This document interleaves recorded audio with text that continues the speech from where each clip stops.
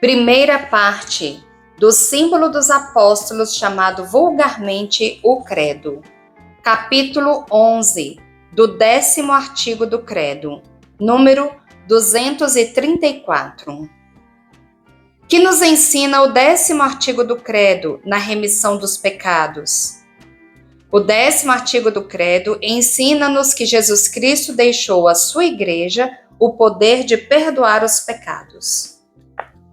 Pode a Igreja perdoar todas as espécies de pecado?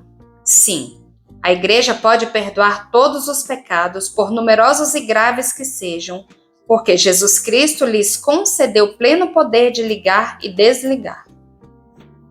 Quem são os que na Igreja exercem este poder de perdoar os pecados?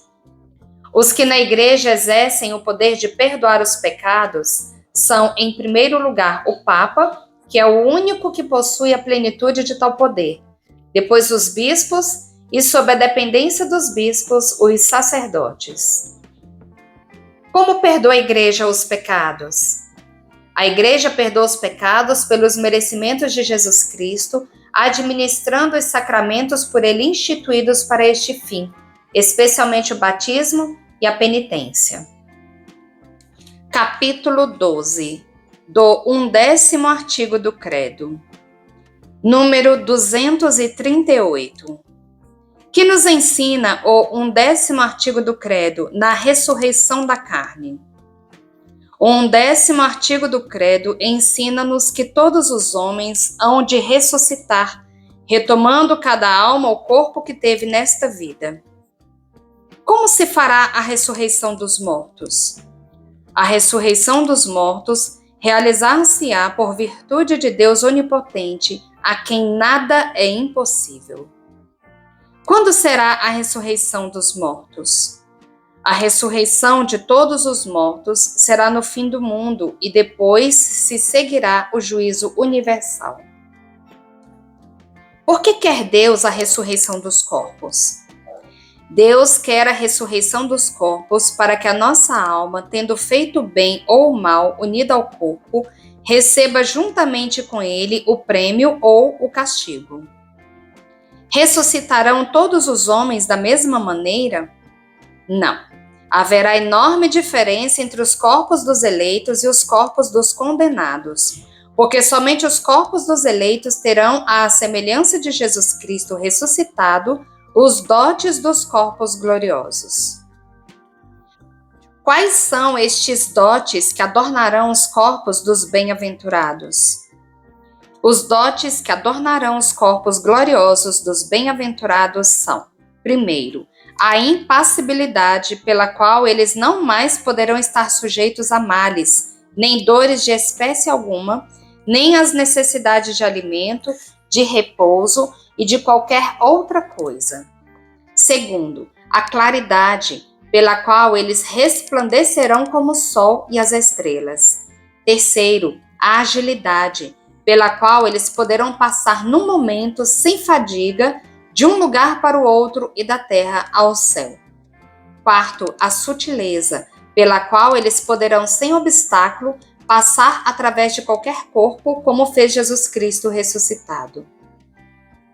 Como serão os corpos dos condenados? Os corpos dos condenados serão destituídos dos dotes dos corpos gloriosos dos bem-aventurados e trarão o horrível estigma da reprovação eterna. Capítulo 13 do 10º artigo do Credo, número 245, que nos ensina o último artigo do Credo na vida eterna.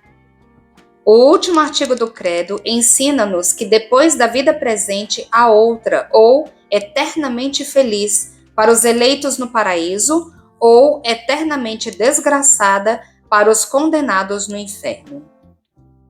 Podemos compreender a felicidade do paraíso? Não, não podemos compreender a felicidade do paraíso, porque excede os conhecimentos da nossa inteligência limitada, e porque os bens ao céu não podem comparar-se aos bens deste mundo. Em que consiste a felicidade dos eleitos? A felicidade dos eleitos consiste em verem, amarem e possuírem para sempre a Deus, fonte de todo o bem. Em que consiste a desgraça dos condenados?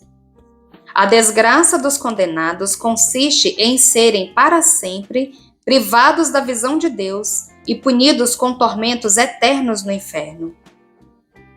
Por ora, são só para as almas os bens do paraíso e os males do inferno?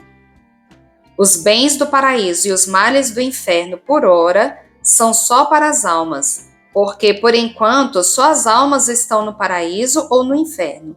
Mas depois da ressurreição da carne, os homens, na plenitude da sua natureza, isto é, em corpo e alma, serão ou felizes ou infelizes para sempre.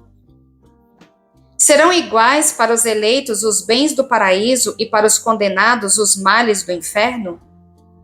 Os bens do paraíso para os eleitos e os males do inferno para os condenados serão iguais na substância e na duração eterna, mas na medida, isto é, no grau, serão maiores ou menores, segundo os méritos ou deméritos de cada um. O que quer dizer a palavra amém no fim do credo?